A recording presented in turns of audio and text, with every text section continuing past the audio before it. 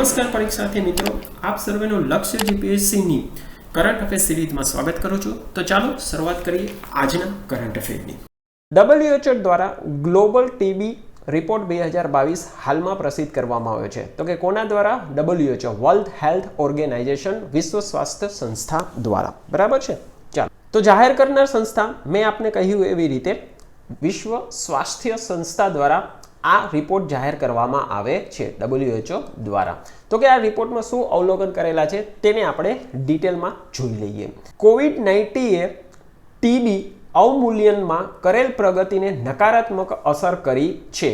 મિત્રો, સ્વાભાવિક વસ્તુ છે, COVID-19 જે પેન્ડેમિકને કારણે વિશ્વભરની સરકારનું સંપૂર્ણ ધ્યાન COVID-19 પેન્ડેમિકના અટકાવ અને તેના નિવારણ પર લાગેલું હતું। તો જે લોકડાઉન અને જે ફંડ હતું તે ટોટલ ફંડ COVID-19 તરફ વાળી દેવામાં આવેલું હતું, જેને કારણે ટીબી નિગ્લેક્ટ થયેલું હતું। તો તેની કારણે આ નકારાત્મક અસર જોવા મળેલી છે। આગળ વધીએ। નવા કેસની સંખ્યામાં 2021માં જે 1.6 કરોડ છે તે 2020ની તુલનામાં 4% વધારો સૂચવે છે।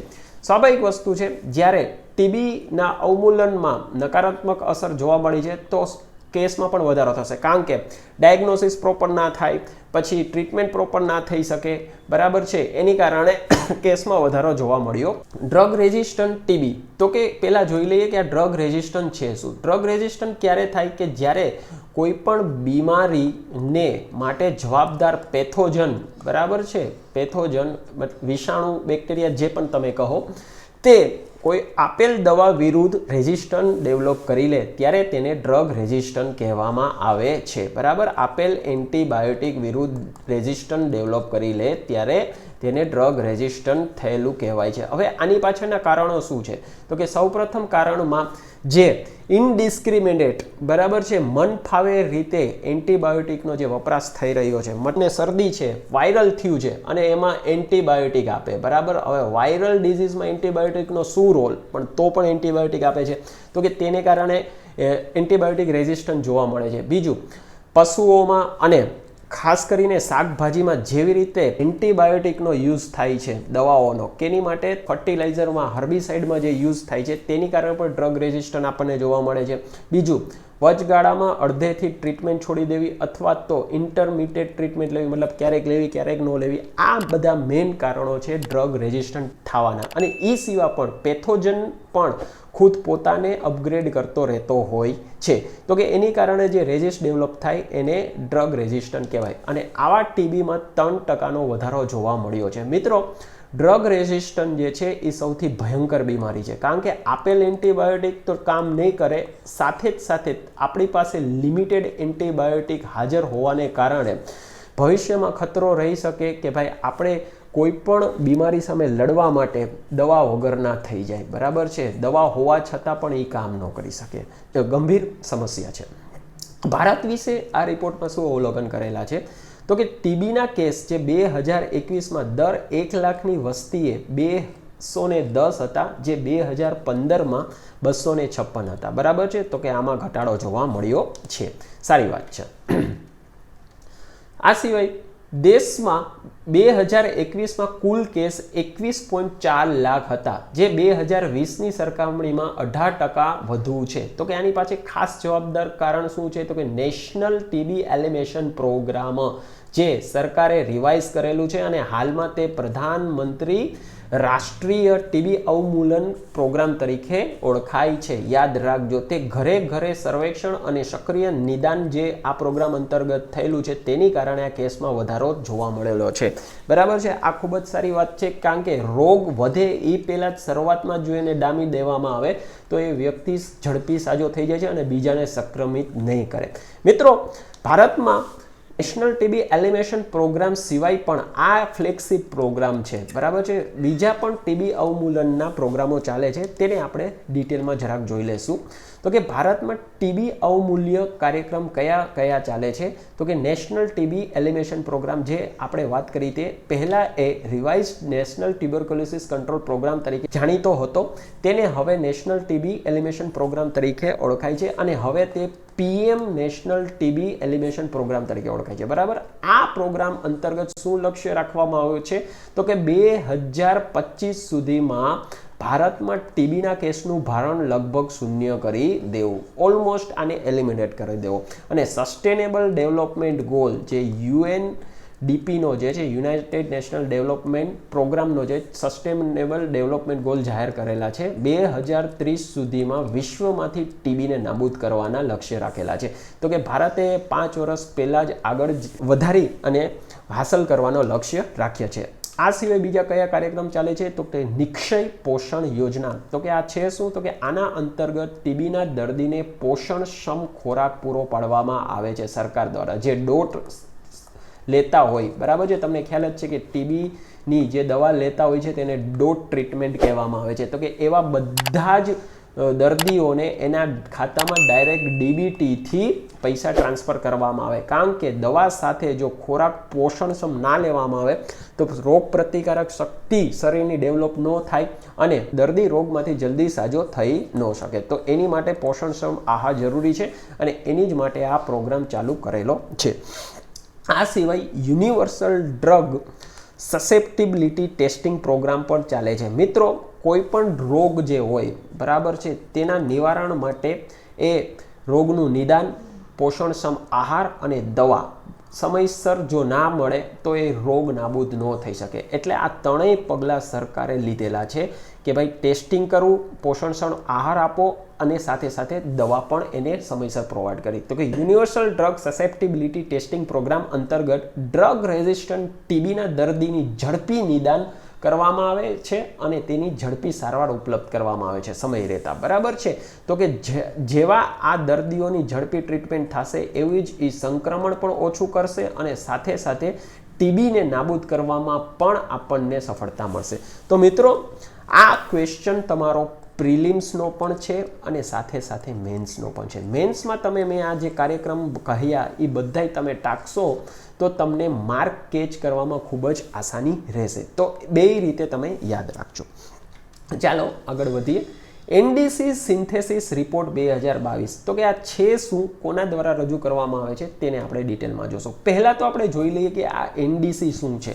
તો કે એનડીસી એ નેશનલી ડિટરમાઇન્ડ કોન્ટ્રીબ્યુશન છે. હવે વળી આ નવું શું આવ્યું તો કે પેરિસ ક્લાઇમેટ એગ્રીમેન્ટ જે 2015માં કરેલા હતા એના અંતર્ગત બધા જ દેશોને વોલેન્ટરી, બરાબર, કમ્પલસરી નથી, વોલેન્ટરી એક કાર્બન ઇમિશન પ્લેજ લેવાનું હતું, બરાબર છે. કાર્બન ઇમિશન કે ભાઈ અમે આટલું જ કાર્બનનું ઉત્સર્જન કરશું તેવા પ્લેજ લેવાના હતા. તેને જ આ નેશનલી ડિટરમાઇન્ડ કોન્ટ્રીબ્યુશન કહેવામાં આવે છે, બરાબર છે. અને એનું જ આ સિન્થેસિસ રિપોર્ટ છે, મતલબ સારાંશ રિપોર્ટ છે, બરાબર. તો આગળ વધીએ. કોના દ્વારા રજૂ કરવામાં આવે છે તો કે યુએનએફસીસી. હવે આ યુએનએફસીસી છે શું તો કે United nation framework on convention on climate change, બરાબર, યુએનએફસીસી. યાદ રાખજો મિત્રો આનું ફૂલ ફોર્મ, બરાબર. આની દ્વારા રિપોર્ટ રજૂ કરવામાં આવે છે. હવે આ રિપોર્ટમાં શું કહેલું છે તેને આપણે ડિટેલમાં જોઈ લઈશું. તો કે યુએનએફસીસી દ્વારા રજૂ કરવામાં આવે છે. આ અહેવાલ દર વર્ષે રજૂ કરવામાં આવે છે અને જે તે વિવિધ દેશ દ્વારા ગ્લોબલ વોર્મિંગ માટે જવાબદાર ગ્રીન હાઉસ ગેસને ઘટાડવા લીધેલ એનડીસીનું સારાંશ છે, બરાબર. હવે ગ્રીન હાઉસ ગેસમાં કયા કયા આવશે તો કે મિથેન, કાર્બન ડાયોક્સાઇડ આવશે, બરાબર છે. આવા બધા ગેસોને કારણે જે પૃથ્વીનું તાપમાન વધે છે તેને ઘટાડવા માટે જે નેશનલી ડિટરમાઇન્ડ કોન્ટ્રીબ્યુશન લીધેલા છે એનું આ સારાંશ છે. હવે મુખ્ય અવલોકન શું આ રિપોર્ટમાં કરેલા છે તો કે ગત વર્ષેની તુલનામાં એનડીસીમાં નજીવો સુધારો થયો છે. મતલબ કે જે દેશો છે તેને એનડીસીમાં વધુ કોન્ટ્રીબ્યુશન કરવાનું ચાલુ કર્યું છે. જો 2030 સુધીમાં આ એનડીસી લાગુ કરવામાં આવે તો ગત વર્ષની સરખામણીમાં ક્લાઇમેટ ચેન્જમાં 5% સુધીનો ઘટાડો સૂચવે છે, બરાબર. મતલબ કે ઉત્સર્જન, બરાબર છે, એમિશન લેવલ જે 5% ઓછું રહેશે જો આ તાજેતરમાં લીધેલ એનડીસી લાગુ થશે તો. તેમ છતાં પણ સદીના અંત સુધીમાં ધરતીનું તાપમાન 1.5 ડિગ્રી સેલ્સિયસના લક્ષ્યને પ્રાપ્ત કરવામાં આપણને નિષ્ફળતા મળશે. મિત્રો, તમને ખ્યાલ જ છે કે 21મી સદીના અંત સુધીમાં જો ધરતીનું તાપમાન આટલે સુધી મતલબ 1.5 ડિગ્રી સુધી જો કેપ રાખશું તો જ આપણને ક્લાઇમેટ ચેન્જની જે તમને અસરો જોવા મળે છે, બરાબર છે, તેને આપણે રોકી શકશું. આ 1.5 ડિગ્રી સેન્ટીગ્રેડથી જો ધરતીનું તાપમાન નીચું રહેશે તો હાલમાં જે પણ આ એનડીસી જાહેર કર્યા છે તે પણ આ પૂરતા નથી. મતલબ દરેક દેશે વધુ ઇમિશન ઘટાડો કરવો પડશે તો જ આપણે આ લક્ષ્ય પ્રાપ્ત કરી શકશું, બરાબર છે. તે આ રિપોર્ટનો સારાંશ છે. તો મિત્રો યાદ રાખજો, કઈ સંસ્થા જાહેર કરે છે, ક્યારે જાહેર થાય છે, તો કે દર વર્ષે, બરાબર. આ પ્રીમાં તમને પૂછાશે, મેન્સનો આ સવાલ નથી, બરાબર. ચાલો આગળ વધીએ. ગોવા મેરીટાઈમ સિમ્ફોઝિયમ, ગોવા મેરીટાઈમ ચર્ચા, તો કે આ છે શું તેને આપણે ડિટેલમાં જોઈ લઈએ. તો ગોવા નેવલ સિમ્ફોનિયમ છે શું, તો કે તે દર 2 વર્ષે યોજાય છે. ક્યાં, તો કે નેવલ વોર કોલેજ ખાતે, અને આ તેની 4થી આવૃત્તિ છે. કોના દ્વારા યોજાય છે, તો કે ભારતીય નૌસેના દ્વારા, અને 2019માં આની શરૂઆત કરવામાં આવી હતી. આ વર્ષની થીમ શું છે, તો કે maritime security challenges in IOR. IOR એટલે ઇન્ડિયન ઓશિયન રિજિયનમાં જે મેરીટાઈમ સિક્યુરિટી ચેલેન્જીસ છે, બરાબર, દરિયાઈ સુરક્ષાને લઈને જે ચુનૌતીઓ છે તેની લઈને આ થીમ છે.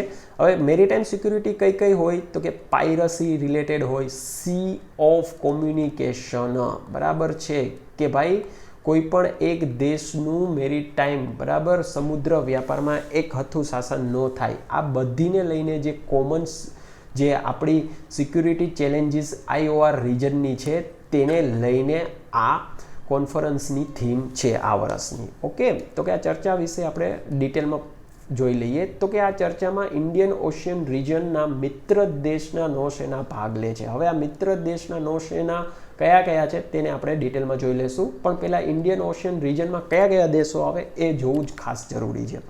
હવે આ કોન્ફરન્સનો ઉદ્દેશ્ય શું છે, તો કે ઇન્ડિયન ઓશિયન રિજનના દેશોની નૌસેના વચ્ચે સહકાર અને આપસી સમજને પ્રોત્સાહન આપવું, બરાબર, કોઓપરેશન અને મ્યુચ્યુઅલ અન્ડરસ્ટેન્ડિંગને પ્રોત્સાહન આપવું, જેથી આપણે મેરીટાઈમ સિક્યુરિટી ચેલેન્જીસ IORમાં છે તેને ઇઝીલી ટેકલ કરી શકીએ, બરાબર છે. તો મિત્રો જેમ કહ્યું એમ IOR રિજન છે શું, એમાં કયા કયા દેશો આવે છે તેને આપણે જરાક જોઈ લઈએ.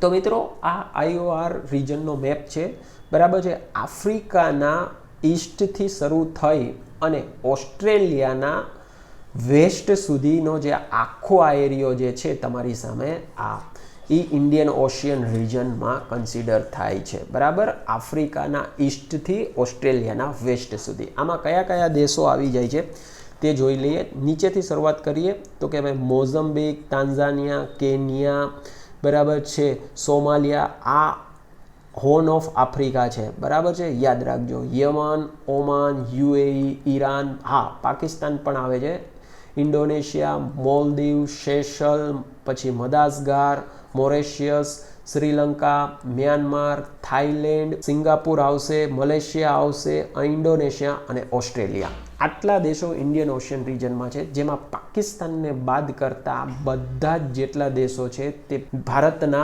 મિત્ર દેશો તરીકે કન્સિડર થાય છે. અને એમાં લઈને જે આ મેરીટાઈમ સિક્યુરિટી ચેલેન્જીસ છે આ રિજનમાં, તેની માટેની આ ખાસ કોન્ફરન્સ છે, યાદ રાખજો. આ રિજનમાં કેટલાક ચોક પોઈન્ટ પણ આવેલા છે. અને ઇન્ડિયન ઓશિયન રિજનનું મહત્વ શા માટે આટલું વધુ છે, તો કે તે વેસ્ટમાં એટલાન્ટિક ઓશિયન અને ઈસ્ટમાં પેસિફિક ઓશિયનને જે આખો આ કારોબાર મેરીટાઈમ જે ટ્રેડ ચાલે છે તેને કનેક્ટ કરે છે. અને વિશ્વનું મેજોરિટી ઓઇલ તે આ જ રિજનમાંથી પસાર થાય છે. એના માટે લઈને ઇન્ડિયન ઓશિયન રિજન ખૂબ જ મહત્વપૂર્ણ છે. અને આ રિજનમાં કેટલાક ચોક પોઈન્ટ પણ આવેલા છે. ચોક મતલબ શું છે, તો કે ભાઈ તેને જો નૌસેના દ્વારા બંધ કરી દેવામાં આવે તો દરિયાઈ વ્યાપાર ઉપર અસર થઈ શકે, પ્રતિકૂળ અસર થાય, અને તેની વિશ્વના બધા જ દેશો ઉપર પણ અસર થાય. તો કે આવા કેટલાક ચોક પોઈન્ટ આવેલા છે, તેને આપણે જરાક મેપ દ્વારા જોઈ લઈએ. તો મિત્રો ઇન્ડિયન ઓશિયન રિજનના ચોક પોઈન્ટ છે, બરાબર, એક એક જોઈ લઈએ. તો કે સ્ટ્રેટ ઓફ હોર્મુઝ, બલ્બ એ મંદેબ, મોઝમ્બિક ચેનલ અને સ્ટ્રેટ ઓફ મલક્કા. આ ચાર ચોક ક્યાં આવેલા છે તેને જોઈ લઈએ. મિત્રો તમને સ્ટ્રેટ વિશે ખ્યાલ જ છે કે સ્ટ્રેટ જે છે એ હોય કે જ્યારે બે લાર્જ વોટર બોડી હોય, બરાબર છે, જેમ કે આ અરેબિયન સી અને પર્શિયન ગલ્ફ, આ બે વોટર બોડીને એક નેરો ચેનલ દ્વારા, નેરો વોટર બોડી ચેનલ દ્વારા જે કનેક્ટ કરવામાં આવે તેને સ્ટ્રેટ કહેવામાં આવે. તો કે સ્ટ્રેટ ઓફ હોર્મુઝ જે છે એ પર્શિયન ગલ્ફને ગલ્ફ ઓફ ઓમાન જોડે કનેક્ટ કરે છે અને મિત્રો વિશ્વનો મેજોરિટી જે ક્રૂડ ઓઇલ જે છે તે અહીંયાથી જ પસાર થાય છે. જો આને ચોક કરી દેવામાં આવે તો વિશ્વમાં ક્રૂડ ના પહોંચી શકે. બરાબર, તો કે સ્ટ્રેટ ઓફ હોર્મુઝ પર્શિયન ગલ્ફ અને ગલ્ફ ઓફ ઓમાનને કનેક્ટ કરે છે. સેમ એવી રીતે બલ્બ એ મંદબ બરાબર છે એ રેડ સીને ગલ્ફ ઓફ એડન જોડે કનેક્ટ કરે છે. યાદ રાખજો. મોઝમ્બિક ચેનલ ખાસ કરીને જે એટલાન્ટિક ઓશિયનમાંથી જે વાહનો આવતા હોય ઇન્ડિયન ઓશિયન રિજનમાં તે આ મોઝમ્બિક ચેનલ થ્રુ જ આવતા હોય છે. બરાબર, સેમ એવી રીતે સ્ટ્રેટ ઓફ મલક્કા જે આંદમાન સી બરાબર અને જાવા સીને કનેક્ટ કરે છે. તો મિત્રો આ ઇન્ડિયન ઓશિયન રિજનના ચોક પોઈન્ટ અને તેનું મહત્વ અને ઇન્ડિયન ઓશિયન રિજનના જેટલા પણ દેશો કહ્યા તે એ મેપના પોઈન્ટથી તમે યાદ રાખજો. ગોવા મેરીટાઈમ સિમ્ફોનિયમ કોણ યોજે છે, ક્યારે યોજાય છે અને આ વર્ષની થીમ શું છે તેની યાદ રાખ. ગુજરાત ઇલેક્ટ્રોનિક્સ પોલિસી 2022-2028 હાલમાં જ આની જાહેરાત કરવામાં આવી છે. આમાં શું શું પોઈન્ટ આપેલા છે, તેના શું લક્ષ્ય છે તેને આપણે ડિટેલમાં જોઈ લઈએ. તો કે લક્ષ્ય શું રાખવામાં આવ્યું છે, તો કે આવનાર 5 વર્ષમાં આ નીતિ થકી રાજ્યમાં 10 લાખ નોકરીનું સર્જન કરવું. બરાબર છે. રાજ્યને સેમિકન્ડક્ટરની વૈશ્વિક સપ્લાય ચેઇનમાં અગ્રણી હરોળમાં લાવવું. મિત્રો તમને ખ્યાલ જ છે ગુજરાત એ ભારતનું એકમાત્ર રાજ્ય છે જેને ડેડિકેટેડ સેમિકન્ડક્ટર પોલિસીની જાહેરાત કરેલી છે. બરાબર છે, સેમિકન્ડક્ટર પોલિસીની જાહેરાત કરેલી છે. ગુજરાત સિવાય કોઈ રાજ્યએ સેમિકન્ડક્ટર પોલિસીની જાહેરાત કરેલી નથી. રાજ્યમાં આ ક્ષેત્રમાં કયા, તો કે ઇલેક્ટ્રોનિક ક્ષેત્રમાં નવીન શોધ અને વિકાસને પ્રોત્સાહન આપવું આ પોલિસીના લક્ષ્ય છે. હવે આ અમલી કરનાર સંસ્થા કોણ છે, તો કે ગુજરાત સ્ટેટ ઇલેક્ટ્રોનિક મિશન આની નોડલ એજન્સી તરીકે કામ કરશે. મતલબ કે કોઈ પણ એપ્લિકેશન આ પોલિસી અંતર્ગત કોઈ ઇન્ડસ્ટ્રીઝ પ્લાન્ટ નાખવા માગે છે, બરાબર છે, અથવા તો કોઈ વળતર આ પોલિસી અંદર આપવાનું હશે તે આ એજન્સી દ્વારા કરવામાં આવશે.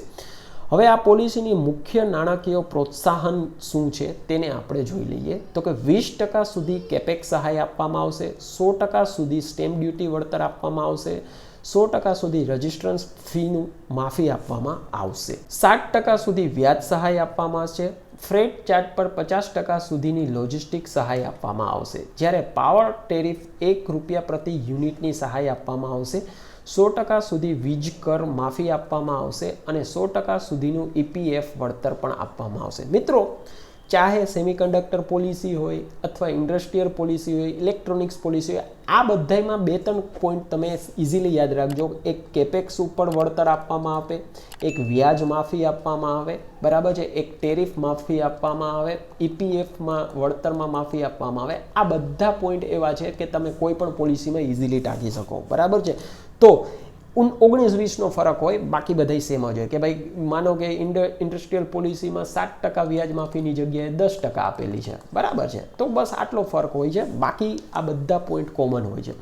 બરાબર, આગળ વધીએ. આમાં માળખાકીય વિકાસની શું જોગવાઈઓ કરેલી છે, તો કે ગુજરાત ઇલેક્ટ્રોનિક્સ મેન્યુફેક્ચરિંગ ક્લસ્ટરની સ્થાપના કરવામાં આવશે. સ્વાભાવિક વસ્તુ છે, પોલિસી લઈને આવ્યા છે તો ક્લસ્ટર નહીં સ્થાપે, નિકાસ કેવી રીતે કરી શકશું, બરાબર છે, નોકરીઓ કેવી રીતે સર્જન કરશું. અને આની માટે જે અમલીકરણ સંસ્થા આપણે જે આગળ વાત કરી, અમલીકરણ સંસ્થા જે છે એ state electronics mission nodal agency આ અમલીકરણ સંસ્થા આ કરશે. બરાબર છે. બીજું, માળખાકીય વિકાસમાં ઇલેક્ટ્રોનિક્સ કોમન ફેસિલિટી સેન્ટરની સ્થાપના કરવામાં આવશે અને ધોલેરામાં સેમિકોન સિટીની સ્થાપના કરવામાં આવશે. અને આ જાહેરાત સેમિકન્ડક્ટર પોલિસીમાં પણ કરેલી છે અને આ ભારતનું પહેલું સેમિકન્ડક્ટર સિટી બનશે. યાદ રાખજો. આગળ વધીએ. કૌશલ્ય વિકાસ માટે ગુજરાત ઇલેક્ટ્રોનિક્સ ટ્રેનિંગ સેલની સ્થાપના કરવામાં આવશે. મિત્રો જ્યારે ક્લસ્ટરની સ્થાપના થવા જઈ રહી છે તો લેબર ફોર્સ જ પણ જોશે અને તે પણ સ્કિલ જોશે. બરાબર, મેન્યુઅલ લેબર ફોર્સ નહીં જોઈ, અને એની માટે આ સેલની સ્થાપના કરવામાં આવી રહી છે. બરાબર, આગળ વધીએ. ઇલેક્ટ્રોનિક્સ ઇન્ડસ્ટ્રીયલ ટ્રેનિંગ ઇન્સ્ટિટ્યૂટની સ્થાપના કરવામાં આવશે. કે નહીં, તો કે ઇલેક્ટ્રોનિક્સ ઇન્ડસ્ટ્રીયલ ટ્રેનિંગ ઇન્સ્ટિટ્યૂટની સ્વાભાવિક વસ્તુ છે. કેની માટે, તો કે સ્કિલ લેબર ફોર્સ માટે. તો મિત્રો આ પોલિસીના મુખ્ય મુદ્દાઓ હતા. બરાબર છે. અને મેન્સમાં તમે લેટર રાઇટિંગમાં પણ પૂછી શકે તમને, અથવા પ્રેસ નોટમાં પણ તમને પૂછી શકે. તો એવી રીતે યાદ રાખજો, બરાબર છે। ડેડિકેટેડ જીએસમાં પણ આમાંથી સવાલ આવી શકે। અને બાકી પ્રીમાં વાત રહી તો કે ભાઈ કોઈ પણ એક આ પોલિસીના શું શું સ્ટેટમેન્ટ આપેલા છે એમાંથી કયું સાચું છે અને શું ખોટું છે એ એલિમિનેટ કરવાનું પૂછી શકે, બરાબર। અચ્છા, આગળ વધીએ। કેટલાક પ્રાથમિક પરીક્ષા સ્પેશિયલને આપણે જોઈ લઈએ। અન્ના મે વોંગ તો કે આ છે કોણ? તો કે આ ચાઇનીઝ અમેરિકન હોલિવૂડ ફિલ્મ કલાકાર છે, બરાબર। ચાઇનીઝ અમેરિકન હોલિવૂડ ફિલ્મ કલાકાર છે। તો કે શા માટે ચર્ચામાં છે? તો કે આ પહેલા પ્રથમ એશિયન અમેરિકન બની ગયા છે કે જેના નામની અમેરિકામાં ચલણી નોટ છાપવામાં આવી છે, બરાબર છે। અને તે અમેરિકન વુમન ક્વાર્ટર કાર્યક્રમ અંતર્ગત છાપવામાં આવી રહ્યું છે। હવે આ છે શું? તો કે અમેરિકન વુમન ક્વાર્ટર કાર્યક્રમ એ છે કે જે અમેરિકન મહિલાના સાહસ અને સફળતાને ઉજાગર કરવા માટે 2022થી 2025 સુધી ચલાવવામાં આવશે। મિત્રો, એના એ પ્રથમ અમેરિકન એશિયન હતા જે હોલિવૂડ વોક ઓફ ફેમમાં સ્થાન મેળવેલું છે, બરાબર। આ પણ તમે યાદ રાખજો। આઈએમટી ટ્રાઇલેટરલ તો કે આ છે શું? તો કે તે ભારત, મોઝમ્બિક અને તાન્ઝાનિયા વચ્ચે યોજનાર પ્રથમ નૌસેના યુદ્ધ અભ્યાસ છે, બરાબર। I stand for India, M for Mozambique અને ટી ફોર તાન્ઝાનિયા, બરાબર। ટ્રાઇલેટરલ મેરીટાઈમ એક્સરસાઇઝ મેં આગળ પણ કહ્યું છે તેમ તમે આવી કોઈ પણ એક્સરસાઇઝ હોય તેને ડિસઇન્ટિગ્રેટ કરો એટલે તમને નામ ખબર પડી જાય કે ભાઈ કોની કોની વચ્ચે છે। અને આ ક્યાં યોજાશે? તો કે દાર es salaam તાન્ઝાનિયા ખાતે, બરાબર। પ્રથમવાર યોજાઈ રહી છે। મિત્રો, અહીંયા તમને એક ફેક્ટ બીજું કહી દઉં કે તાન્ઝાનિયામાં વિશ્વનો એક ડોર્મેન્ટ વોલ્કેનો આવેલો છે, તો કે તેનું નામ શું છે? તો કે માઉન્ટ કિલિમંજારો, બરાબર છે। માઉન્ટ કિલિમંજારો જે ડોર્મેન્ટ વોલ્કેનો છે તે તાન્ઝાનિયા ખાતે આવેલો છે, યાદ રાખજો। તો કે દેશનું સૌથી મોટું ભૂલભુલૈયા બગીચો ક્યાં આવેલો છે? બરાબર, સ્ટેચ્યુ ઓફ યુનિટી કેવડિયા ખાતે, અને આ એનું પિક્સ છે, બરાબર, ભૂલભુલૈયા। સ્પર્ધાત્મક પરીક્ષાની તૈયારી કરતા વિદ્યાર્થીઓ માટે ગુજરાત સરકાર શ્રી દ્વારા નવી ચેનલ શરૂ કરવામાં આવી છે। તો કે આ ચેનલનું નામ શું છે? તો કે સાફલ્ય ચેનલ, જે ફ્રી ટુ એર હશે અને આ સોમથી શુક્ર સુધી ચાલશે, જેમાં સવારે 8થી 11 અને બપોરે 4થી 9 પ્રોગ્રામમાં કાર્યક્રમમાં કન્ટેન્ટ મૂકવામાં આવશે। યાદ રાખજો, સાફલ્ય ચેનલ। અને મિત્રો, આનો ભરપૂર લાભ ઉઠાવજો તમે, બરાબર છે, એવી મારી તમને સર્વને વિનંતી છે। તો મિત્રો, આજના કરંટ અફેરના વિડીયોમાં આટલું જ। ફરી આપની સમક્ષ એક નવા વિડીયો સાથે હાજર થઈશ। ત્યાં સુધી આપના અને આપના પરિવારનો ખ્યાલ રાખો, સ્વસ્થ રહો, સુરક્ષિત રહો। Keep watching, keep learning. વંદે માતરમ।